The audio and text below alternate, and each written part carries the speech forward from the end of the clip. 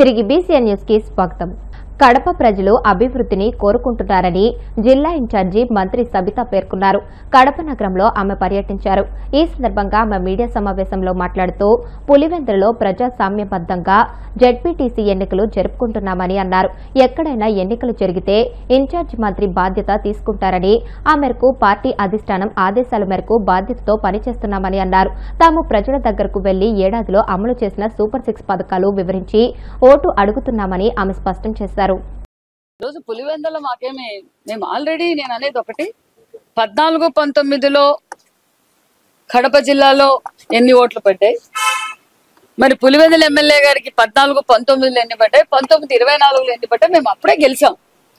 కడపలో మాకు ఎన్ని సీట్లు వచ్చాయి నేను అనేది ప్రజలు అభివృద్ధిని ప్రోత్సహిస్తున్నారన్న విషయం మొన్నటి జనరల్ ఎలక్షన్స్ లోనే మీకు తెలిసిపోయింది. ఈరోజు పులివెందుల ప్రజాస్వామ్యబద్ధంగా ఎన్నికలు జరుపుతున్నాం. బై ఎలక్షన్ వచ్చింది, మాకేమైనా అంటే నేను అనేది వాళ్ళ క్యాండిడేట్ చనిపోవడంతో ఈరోజు బై ఎలక్షన్ వచ్చింది. బై ఎలక్షన్ లో మేము పోటీ చేస్తున్నాం.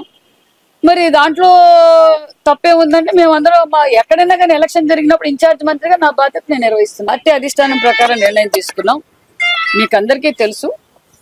మరి ఈరోజు ఎలక్షన్లు జరుగుతున్నాయి. ఎలక్షన్లో మేము కూడా ప్రజల దగ్గరికి వెళ్ళి ఒకటే చెప్తున్నాం, ఒక సంవత్సరంలో మేము ఎన్నికల్లో ఏదైతే మాట చెప్పామో ఆ మాట ప్రకారం మేము సూపర్ 6 పథకాలు కావచ్చు, చెప్పనివి కూడా ఎన్నో కార్యక్రమాలు చేసాం. మేము ఎక్కడ మతాలకు కులాలకు అతీతంగా మేము ఎక్కడ లాస్ట్ టైం 5 ఏళ్ళు ఏం జరిగిందో మీరు చూశారు. లోకల్ బాడీ ఎన్నికలు ఏ విధంగా జరిగాయి, వైసీపీ కార్యకర్తలు పోటీ చేయడానికి వెళ్తే పీఫారం తీసుకెళ్ళి వెళ్తే ఏ విధంగా నరికారో, ఏ విధంగా బెదిరించారో, ఏ విధంగా బీఫారం చింపారో మీరందరూ చూశారు. మేము ఎక్కడా బెదిరించలేదు. వాళ్ళు స్వచ్ఛందంగా నామినేషన్లు వేసుకున్నారు, కాంగ్రెస్ వాళ్ళు వేసుకున్నారు, ఇండిపెండెంట్ వాళ్ళు వేసుకున్నారు, మేము వేసుకున్నాం. ఇంకటి దీంట్లో తప్పెక్కడుందో చెప్పండి, తప్పెక్కడుందో చెప్పండి. ప్రజాస్వామ్యబద్ధంగా ఎలక్షన్లకు వెళ్తున్నాం. మరి ఈ ప్రజలు వాళ్ళకి అర్థం అయిపోయిందండి, వైసీపీ పార్టీ పరిస్థితి అయిపోయింది. 11 సీట్లకే పరిమితం చేశారు. ఇప్పుడు పులివెందుల్లో కూడా మేము ఓడిపోతున్నాం, అందుకు డైవర్షన్ పాలిటిక్స్ చేస్తున్నారే తప్ప ఇంకేమీ లేదని ప్రజలకు ఆ విషయం కూడా తెలుసు. జగన్మోహన్ రెడ్డికి పార్టీ వాళ్ళకి డైవర్షన్ పాలిటిక్స్ చేయడం అలవాటు అని తెలుసు. ప్రజలు కూడా అర్థమైపోయింది, వీళ్ళు ఏందో డైవర్షన్ చేస్తారు, అనుకోకుండా ర్యాలీలు చేస్తారు. సేవ్ డెమోక్రసీ ఎక్కడంటే వాళ్ళు అనడానికి కూడా అర్హులు. వాళ్ళు సేవ్ డెమోక్రసీ అయితే ఒక పార్టీ అధ్యక్షులు స్వయాన మీడియా ముందు వచ్చి రపరప నరికితే తప్పేముంది అని అంటారా? ఎంతో బాధ్యతగా వ్యవహరించి 5 ఏళ్లు ముఖ్యమంత్రిగా పనిచేసిన జగన్మోహన్ రెడ్డి గారు, మరి పులివెందుల ఎమ్మెల్యే గారు పులివెందులకు వచ్చి పులివెందుల సమస్యల గురించి అసెంబ్లీలో మాట్లాడరు, రాష్ట్రం గురించి మాట్లాడరు, ఇక్కడ డిస్ట్రిక్ట్ మీటింగ్కి రారు.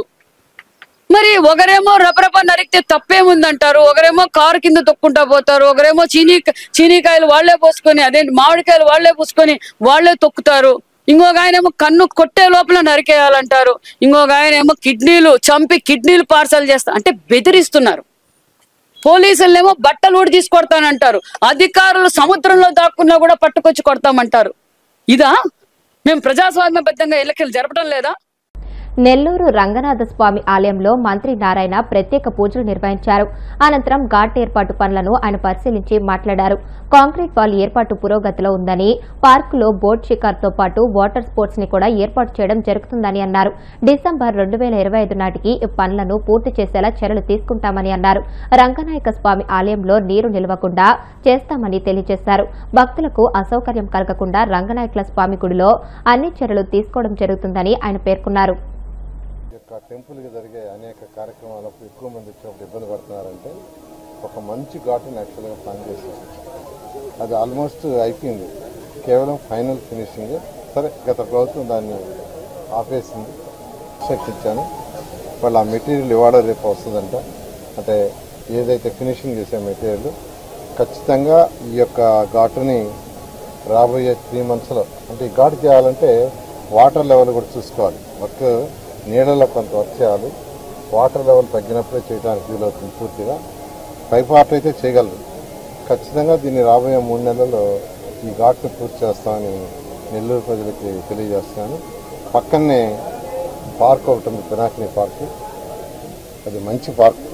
అంటే ఈ పక్క రంగనాయకులపేట ఈ 49, 47, 46 ఈ యొక్క 49, 48 ఈ ప్రాంతంలో వాళ్ళకి ఇటుపక్క పెన్నార్ రివర్ పక్కన ఒక మంచి పార్క్ కట్టాలని అనుకున్నాం. ఎందుకంటే అటుపక్క వాళ్ళకి నెక్లెస్ రోడ్డు ఉంది, ఇటుపక్క వాళ్ళకి అటువంటి పార్క్ ఏం లేదు.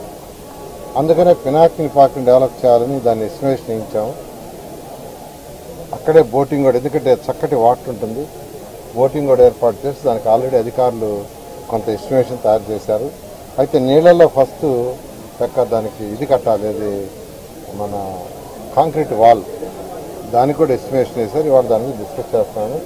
చేసి ఈ పార్కు కూడా రాబోయే 6 నెలల్లో ఒక మంచి పార్కు, వాటర్ స్పోర్ట్స్ ఉండే పార్కు, వాటర్ స్పోర్ట్స్ పిల్లలు వాటర్ స్పోర్ట్స్ ప్లస్ బోటింగ్ ఉండేటట్టుగా ఒక మంచి పార్కు చేయాలని ఆల్రెడీ దానికి ఫండ్స్ కూడా నేను మ్యాచింగ్ చేశాను. ఇది కూడా నేను అనుకోవటం డిసెంబర్ అంటే మరొక 4 నెలలు ఉంది, ఆ లోపల దీన్ని కంప్లీట్ చేయడం జరుగుతుంది. ఇప్పుడే రంగనాథ స్వామికి పూజారులు చెప్పారు, సార్ వర్షం వస్తే బయటపడ్డ నీళ్ళు లోపలికి వచ్చేస్తుంది టెంపుల్ కానీ. ఇప్పుడు అధికారులకు చెప్పాను, రేపు సాయంకాలం లోపల నాకు పక్కా ప్లాన్ ఇవ్వమని. పక్కా ప్లాన్ ఇస్తే వెంటనే మండే దాన్ని శాంక్షన్ చేసి ఫస్ట్ దాన్ని చేస్తుంది. ఎందుకంటే టెంపుల్కి వేల మంది భక్తులు వస్తుంటారు ప్రతిరోజు, వాళ్ళకి ఎటువంటి అసౌకర్యం కలగకూడదు. నా దృష్టికి ఇప్పుడే పూజారులు తీసుకొచ్చారు. ఖచ్చితంగా ఆ వర్క్ని వెంటనే మండే, అది అంటే 5 లక్షల లోపల వరకు అయితే మండేనే నామినేషన్ వర్క్ శాంక్షన్ చేస్తాను. టెండర్ అయితే ఇమీడియట్గా టెండర్ పిలిచి దాన్ని టేకప్ చేయడం జరుగుతుంది. ఈ విధంగా నెల్లూరులో ఏదైతే 2014-19లో టేకప్ చేసామో ఆ వర్క్స్ అన్ని కూడా టేకప్ చేయడానికి పూర్తి చేస్తాం. అండర్ గ్రౌండ్ డ్రైనేజీ, డ్రింకింగ్ వాటర్కి 165 కోట్ల వరకు మిగిలిపోతే దాన్ని ఆపేశారు కదా ప్రభుత్వం. రాగానే డబ్బులు లేవు, అయినప్పటికీ ముఖ్యమంత్రి గారితో మాట్లాడి ఆ 165 కోట్లు కూడా శాంక్షన్ అయింది. నాకు నిన్నే దాన్ని శాంక్షన్ చేశామని చెప్పారు, ఢిల్లీకి పంపించారు. వాళ్ళు కూడా నెక్స్ట్ వీక్లో దాన్ని శాంక్షన్ ఇస్తామన్నారు.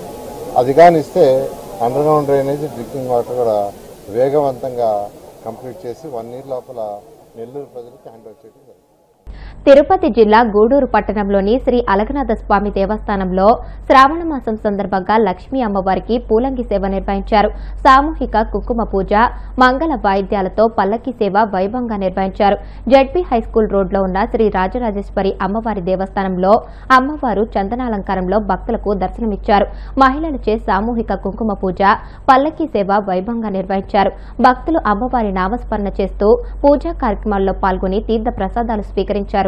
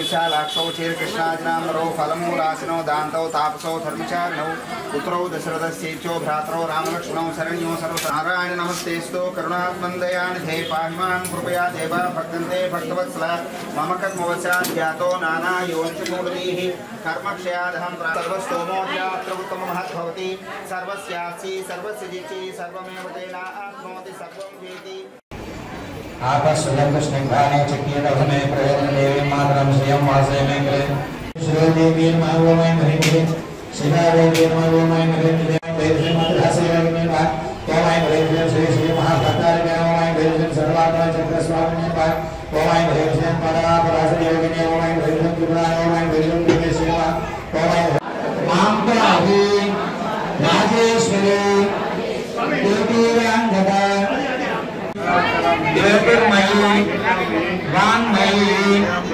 नित्यानंदमयी निरंजनमयी తత్వమయీ చిన్మయీ తత్వాతీతమయీ పరాత్పరమయీ ఆమె నారదతుంబువ ఆద్యమిదే నారాంత వాసరేణ ఓమై మహేశ్వర దేవనగామ ఓమై మహేశ్వర నారాయణ ఓమై ఓమై మహేశ్వర జలస్వనివ ఓమై మహేశ్వర మసంగా ఓమై మహేశ్వర ఓమై మహేశ్వర వార్తలు ముగించే ముందు ముఖ్యాంశాలు మరొకసారి. నారా లోకేష్ కు రాఖీ కట్టిన మంగళగిరి మహిళలు. అక్క చెల్లెల ఆశీస్సులతో నియోజకవర్గాన్ని నెంబర్ 1 గా తీర్చిదిద్దుతానని హామీ ఇచ్చిన మంత్రి. చంద్రబాబు చేతుల్లో వైఎస్ వివేకా కుమార్తె రాజకీయ కీలుబొమ్మలా మారిపోయారన్న మాజీ మంత్రి మేరుగా. సునీతమ్మ వైఖరికి వివేకా ఆత్మ క్షోభిస్తుందని వ్యాఖ్య. చంద్రబాబు ప్రతి చర్యలోనూ వంచనే దాగి ఉంటుంది. మండిపడ్డ వైసీపీ మహిళా విభాగం వర్కింగ్ ప్రెసిడెంట్ ఎస్పీ విజయ మనోహరి.